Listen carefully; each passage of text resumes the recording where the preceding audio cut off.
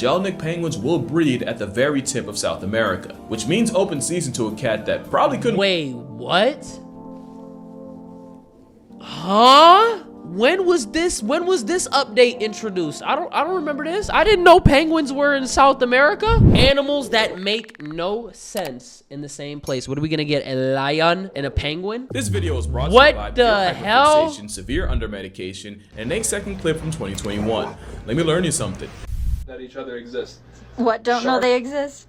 Sharks have no clue that camels exist, and nobody's talking about it. I'll talk about it, because you're loud and wrong, sir. The animals nicknamed the ships of the desert will take that moniker literally, as there's a group of camels that seemingly defy nature by swimming. What? Sometimes to outrageous degrees. Well, This not shit looks fake.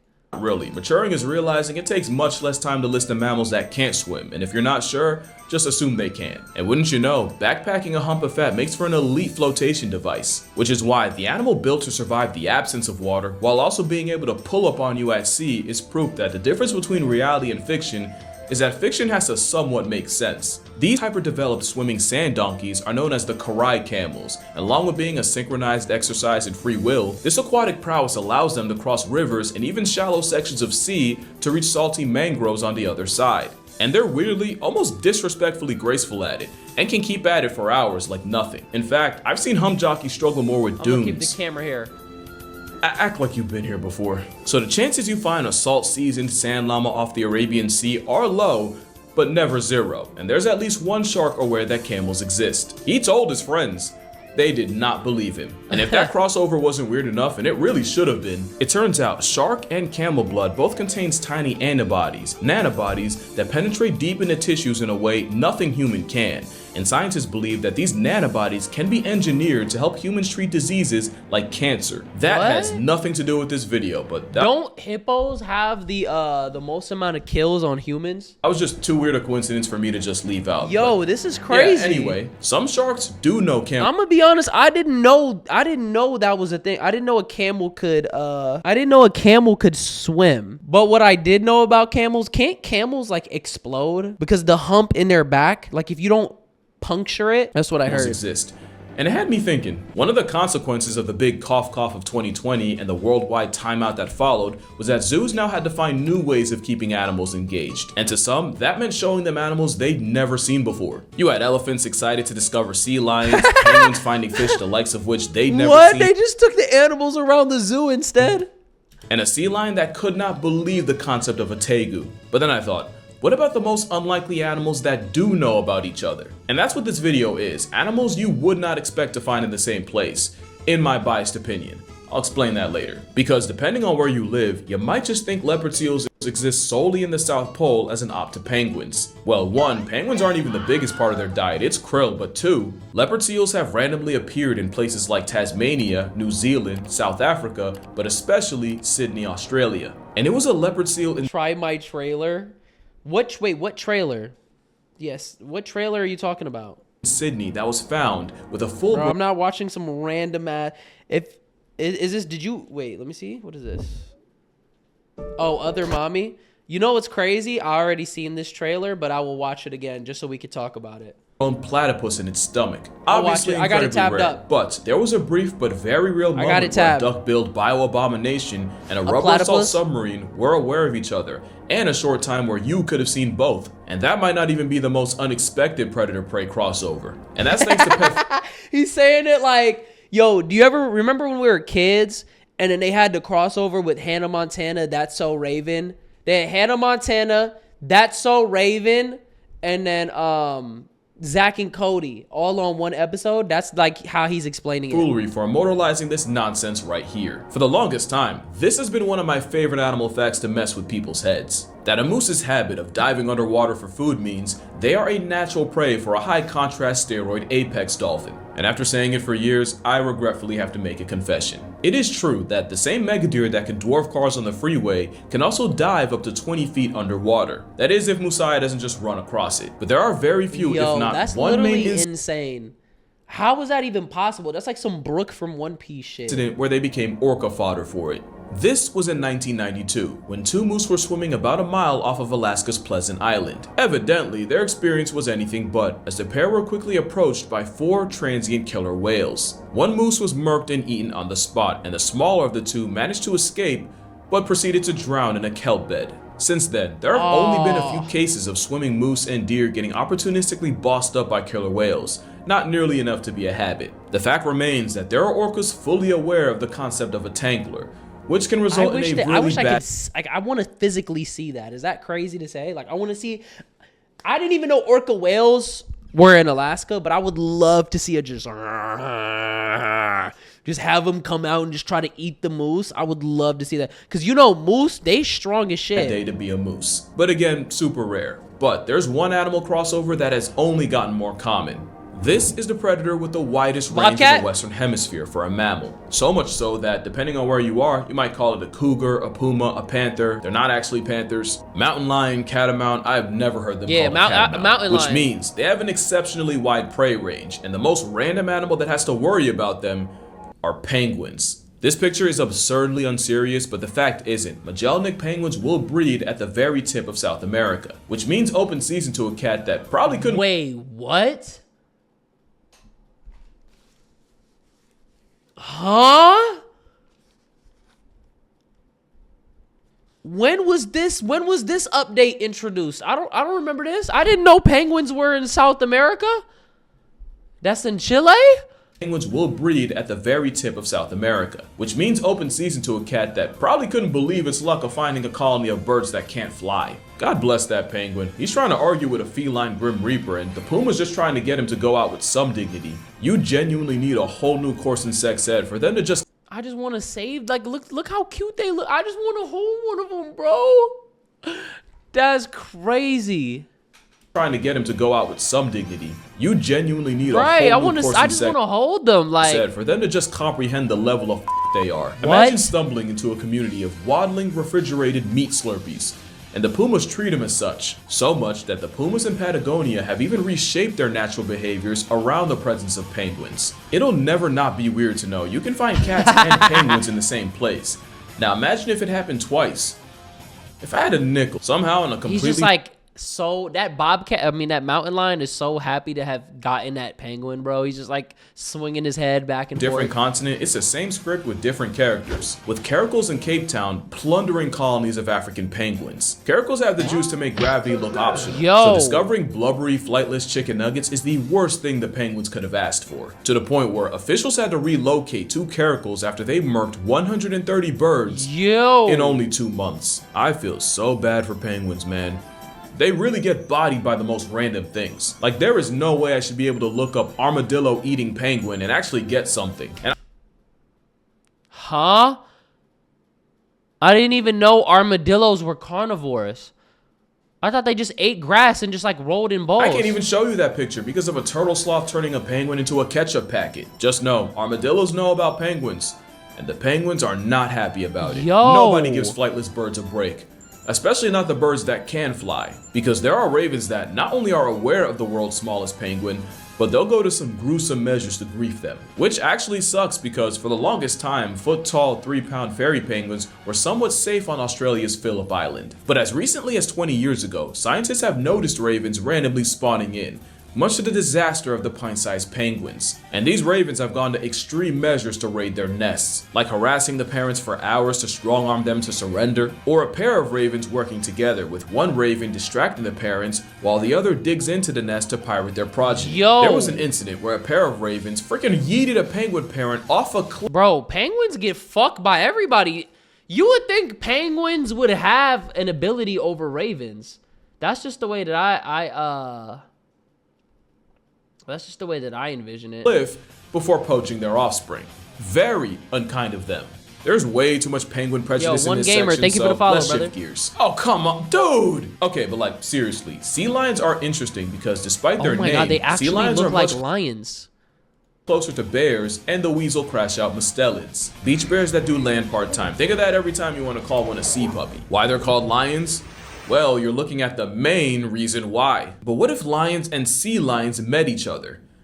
Well, lions on a beach feels wrong, but it happens. Lions really don't get enough credit for how adaptable they are, and on Namibia's Skeleton Coast, some lions have started combing along the Atlantic coast and hunting resting fur seals, which kind of felt wrong to me, you know. I grew up on watching them go after zebra, wildebeest, buffalo, but watching I thought they go after like the weak ones. them stalk seals was weird. It was weird for the lions too, because researchers noticed the lions seemed unsure of how exactly to go about hunting this new prey. But in lion fashion, these beach lions adapted to a diet of sea lions. I know I said fur seals, they're actually closer to sea lions, so you could delete There's that comment. literally No, thousands of them just laying there. You would think if a lion runs up in there, they'd just get jumped by the sea lions. This is really like Pokemon in real life, game. Making them the only lions known to hunt marine prey, which would technically make They're just these running. lions They're not marine even doing mammals. anything. Okay, not really, but it's still weird for me to see.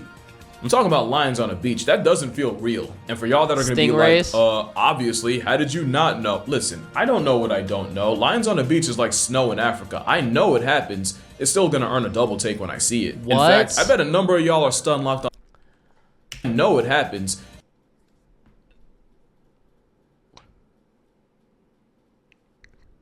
I didn't know about this. It's still gonna earn a double take when I see it. In fact, I bet a number of y'all are stun locked on the snow in Africa thing. Like, yeah, that happens. They got ski resorts too. So before I get accused of using Allen They got snow in Africa. Iverson, yes, it does snow in parts of Africa, although I'm not surprised you're surprised. The way some of y'all talk about her, you'd think Africa actually was a country. Wait till you find out we have houses too. Oh my god. They got like, this is crazy. Alright, I'm projecting, but like, bro, imagine being in high school and having someone You can genuinely snowboard in Arizona? Are you fucking serious?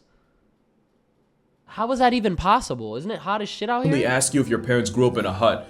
Then I say my grandmother's house is like 3 of yours and I'm the bad guy. Man, I did not need to say all that, but yeah, it snows in Africa. To be fair, the animals don't look too happy about it. Speaking of snow, 2 other animals you wouldn't expect in the same place, or at least you wouldn't if we share bias. I remember how mind-blown I was when I found out grizzly bears and polar bears. Yeah, we snowboarded this past year, January, here in AZ. What the... Yo, I'm not gonna lie, bro. It's like you feel like you have an idea about the world, and then you hear shit like that, and you're like, what? Like, you can... And just... expect the unexpected, bro. What? Know each other. Now imagine how confused I was when I found out they do more than just know each other. To the point where growler bears are a legitimate thing. Or pizzlies, it depends on who the daddy is. Wait, what? Now imagine how mind-blown I was. Wouldn't expect in the same place. Animals don't look too happy about it. Speaking of snow, 2 other animals you wouldn't expect in the same place, or at least you wouldn't if we share bias. I remember how mind-blown I was when I found out grizzly bears and polar bears know each other. Now imagine how confused I was when I found out they do more than just know each other. To the point where growler bears are a legitimate thing. That's fire. Or pizzlies, it depends on who the daddy is. Grizzly growler, polar... What? Growler bear. Pizzly bear. That's insane.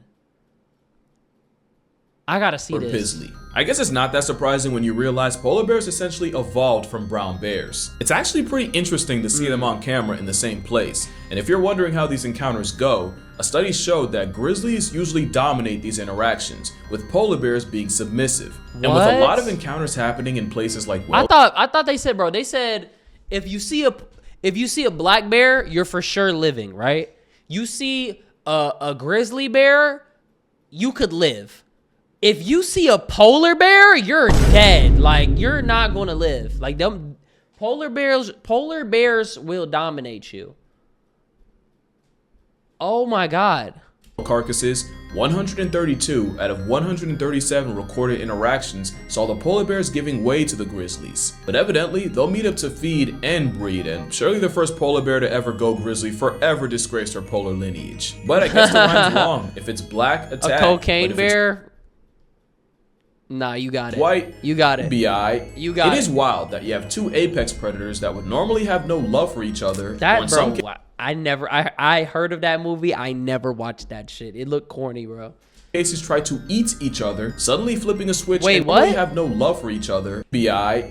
It is wild that you have two apex predators that would normally have no love for each other, or in some cases try to eat each other, suddenly flipping a switch and breeding each other. It's an enemies to lover trope that sounds like it already has 2 seasons on Hulu. One theory says that the disappearing of the sea ice polar bears count on is forcing them further south where polar bears, especially females, can have run-ins with male grizzlies. Similar to other large predators like lions and tigers, male grizzlies will disperse well beyond their mother grounds, establishing a territory far removed from any possible relatives. This results in some males living on the absolute outskirts, and why virtually all the brown bears seen in the Canadian Arctic islands, run that. He's what? Far removed from any possible relatives. This results in some males living on the absolute outskirts, and why virtually all the brown bears seen in the Canadian Arctic islands were male. So you take young grizzly nomads and hungry polar vagabonds, and 2 species that would have had minimal if any interactions are now humping out hybrids. It actually reminds me of wolves and coyotes, because where wolves can't stand them, coyotes hate and fear wolves.